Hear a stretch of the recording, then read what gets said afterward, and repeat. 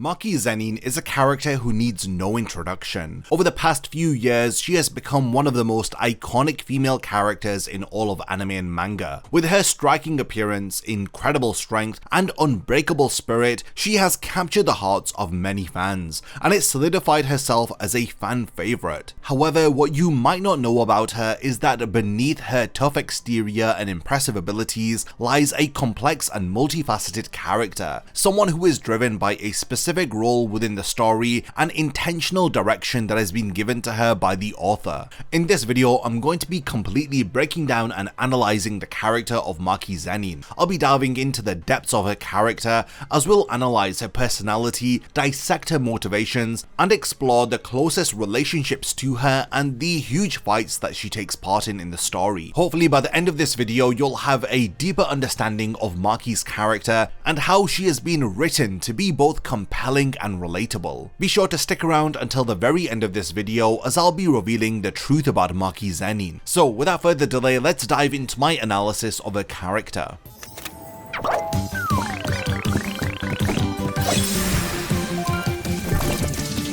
Discover the Undead Collection and be amongst the very first to join us on our journey over at getsuga.com.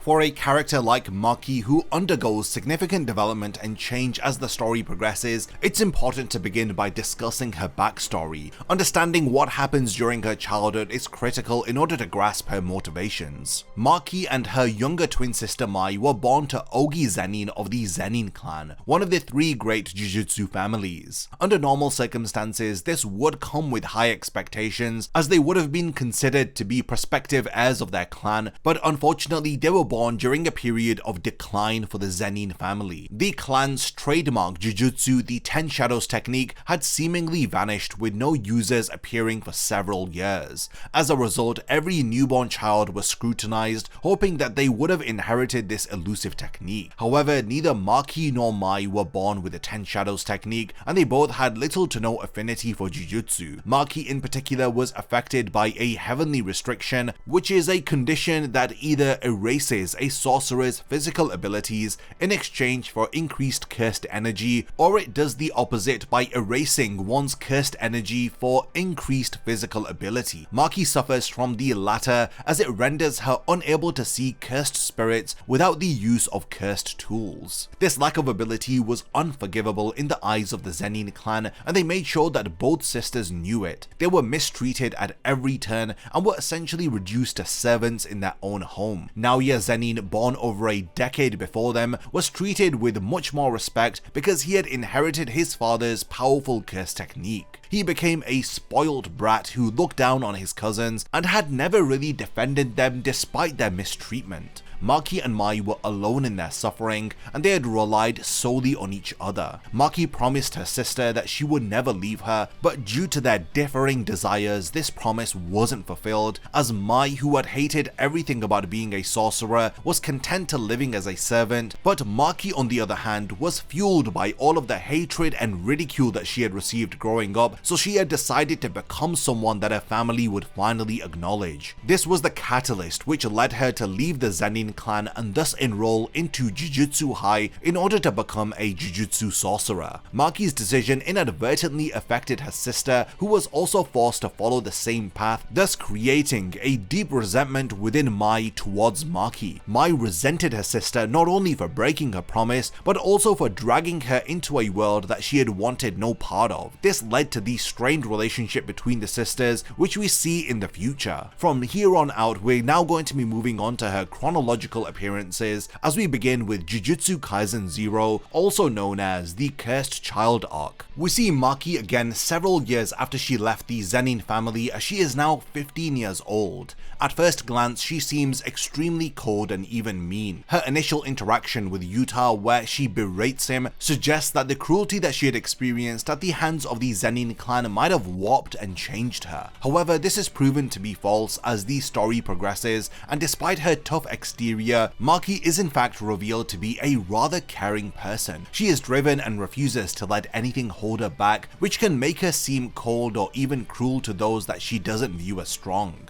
This attitude might stem from being treated like a burden by her family, and she in turn doesn't want to be around anyone who could suffer due to her own perceived weakness. This is why she initially tries to discourage Yuta from staying at Jujutsu High. All of this changes when she is sent on a mission with Yuta to exercise a curse. Here we gain a deeper insight into her character after both she and Yuta are swallowed by the cursed spirit, as they finally have some time to get to know each other. In this dire situation, she questions Yuta about his reason for becoming a Jujutsu sorcerer. Yuta reveals that his main reason is to find a purpose in life, believing that making his seemingly valueless life beneficial to others would give it meaning. This conviction resonates with Maki because she too seeks to find value in a life which is deemed worthless by the Zenin clan. This interaction reveals that Maki never had a problem with Yuta's physical weakness, but rather she had believed he lacked the conviction needed to become a sorcerer. She realized that judging Yuta based on his abilities would make her no different from the Zenin clan who had rejected her. Thus, she has learned to judge others by the strength of their beliefs instead of their power, and this highlights genuine character growth for Maki so early on in the story. The two bond over their shared motivations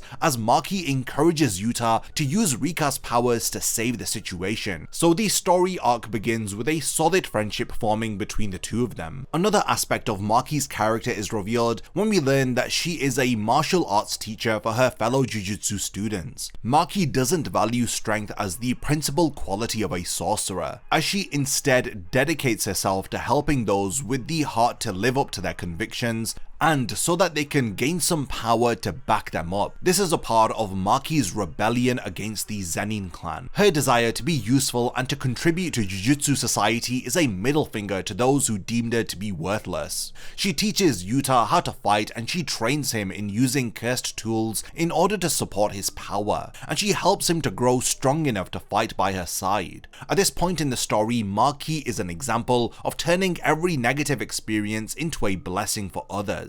However, she hasn't forsaken her initial plan, because she is still determined not only to help others, but also to become an undeniably great Jujutsu sorcerer. She is so driven that despite the Zenin clan constantly interfering by influencing her grading to make sure that she never receives a sorcerer grade that she deserves, she doesn't let this affect her. She has no problem living as a 4th grade sorcerer. Even after meeting Geto, who calls her the failure of the Zenin clan, Maki brushes it off and jokes about it with Yuta later on. It's easy to understand why Yuta admires both her physical and mental strength, as he expresses this to her, and it elicits a surprised reaction from her, as this is the first time that anyone has really praised her for being strong, which is something that she ultimately had always wanted. It's a beautiful moment that, while not having long-lasting effects on her character, does demonstrate that her determination and hard work are starting to pay off, as the people who are closest to her are beginning to recognize her. From here on out, there's no real significant development for Maki's character until we reach the current timeline, and it's specifically during the Fearsome Womb arc where she plays her next major role in the story. So at this point, Maki is now a 2nd year student at Jujutsu High. She appears to have lightened up quite a bit from the last time that we had seen her in the Cursed Child arc, and she appears more socially aware, as demonstrated when she gets mad at Panda for not informing her of Yuji's recent death, something which she wouldn't have considered if she were still her 1st year self. She even encourages her juniors to participate in the upcoming Kyoto Goodwill event in the honor of Yuji's memory. Personally, I enjoy what Gege Akutami has done with her character at this point. Her naturally rebellious nature has inadvertently transformed her into an extremely encouraging person, a fantastic way to show her character growth. Maki is someone who constantly encourages others to rebel against the unfair hands that they have been dealt, as it's evident that she keeps her past experiences at the core of who a character is without letting these experiences define her existence. We often see in anime where certain characters have negative past experiences that become a constant source of flashbacks and scenes where the character mulls over what had happened. The author might not use these experiences to craft any meaningful direction for the character, but instead as an excuse to make the character appear to be deeper. Akutami doesn't do this, as he takes a character like Maki and considers her kind, headstrong nature and tragic childhood, and instead takes it to its logical conclusion. Essentially, all of this leads to Maki becoming the very thing that she needed as a child, which is to possess the motivation to become great. Her kind nature allows her to bond with her first year juniors Megumi and Nobara, as she particularly takes a liking to Megumi, her cousin, who we learn had also rejected the Zenin clan. Maki begins to train Megumi in hand-to-hand combat and even helps him to learn to fight with various cursed tools. They become so synchronized that they can trade weapons and adopt different battle strategies on the fly. Now this does prove to be handy as the Kyoto Goodwill event arc approaches. Now it's here where Maki is reintroduced to Mai for the first time since they were separated as children. When the Kyoto Jujutsu squad arrives within Tokyo, Maki and Mai reunite, and anything that could go wrong does go wrong,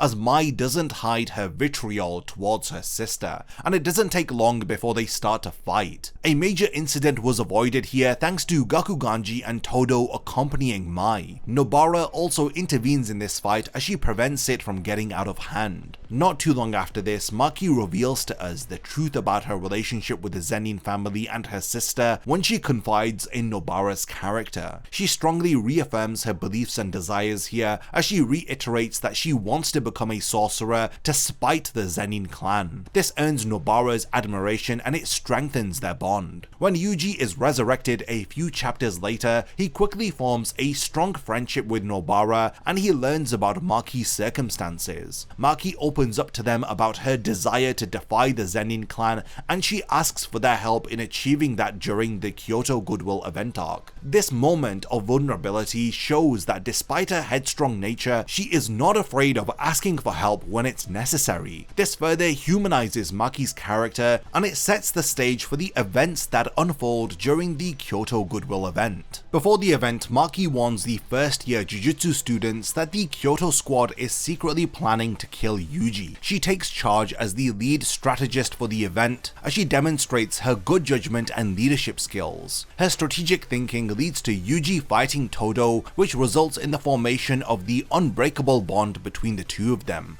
This arc showcases Maki's growth not only as a capable fighter, but also as an excellent strategist who can very quickly judge the abilities of those under her, which makes her a great leader. During a battle against Miwa, Maki truly shines as a fighter as she defeats Miwa, who had been misled by Mai into underestimating her abilities. Immediately after this, Maki and her sister meet on the battlefield, thus leading to a very intense battle. Unsurprisingly, Maki proves to be the better fighter and defeats her sister. This fight reveals a defining aspect of Maki's character when Mai asks her why she had chosen to abandon her and why she couldn't just live the peaceful life of a servant. Maki adamantly responds that she could never have lived with herself if she had done this. This moment highlights that Maki's greatest trait is her desire for freedom and to live life on her own terms. She prioritizes her individual freedom above all else, which is why she couldn't be stopped not even by a promise that she had made to her sister, as she had instead decided to become a sorcerer. Despite apologizing to Mai before leaving, it is clear that their issue still remains to be unsolved. The Kyoto Goodwill event showcases Maki's character in a fantastic way, with her incredible strength and fighting skills, her leadership abilities, her inspiring effect on others, and the strength of her convictions. Following this arc, there is a brief mention of a proposal made by Todo to promote Maki into a grade 1 sorcerer during the death painting arc. This is a major indication that Maki is on the right path and she is close to achieving her dreams. But it's not too long after this that things take a sudden dark turn, because the emotion of happiness is fleeting within Jujutsu Kaisen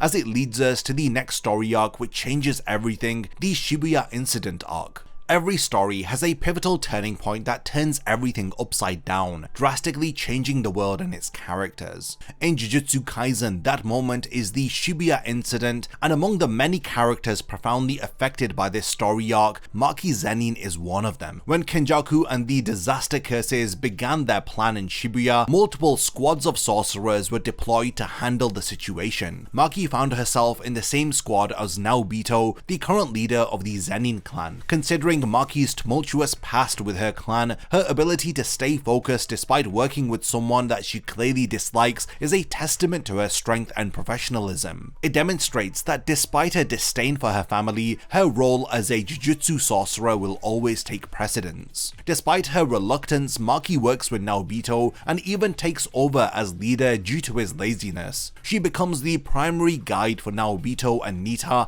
as they navigate the curse-infested Shibuya. However, their brief peace is disturbed when they encounter Nanami, and Naobito makes a comment about how it wouldn't be so bad if Gojo remains sealed. Although Maki doesn't hold much respect for Gojo, it's easy to see why this comment would have annoyed her. She tells Naobito that if he doesn't intend on helping, then he should just leave. Naobito responds by saying that she should be the one to leave, and it's a sentiment that Nanami agrees with, believing that Shibuya is too dangerous for her. Ignoring their advice, Maki stays to fight as she refuses to let anyone look down on her. However, the Shibuya arc humbles her as she finds herself outclassed at every turn. She even needs to be saved by Naobito during their battle against Dagon, and this is a humiliating turn of events. Despite her injuries, Maki continues to fight alongside Naobito and Nanami. After the fight, Maki is severely injured, and it leaves her unprepared to defend against Jogo, who arrives to avenge his fallen comrade. Things go from bad to worse as this encounter results in Maki suffering severe burns, which alter her appearance for the remainder of the story. After the Shibuya Incident Arc, Maki undergoes a massive transformation. Despite her scarred appearance, which doesn't bother her, and frankly it doesn't bother anyone else either, Maki now faces the potential responsibility of becoming the next head of the Zenin clan. It would have been the ultimate revenge for Maki to return as the leader of the clan that had exiled her, but she rejects the role and instead wishes for Megumi to inherit it. With these thoughts at the forefront of her mind, Maki returns home to the Zenin clan in order to restock on cursed tools. This marks the final stage of her character development.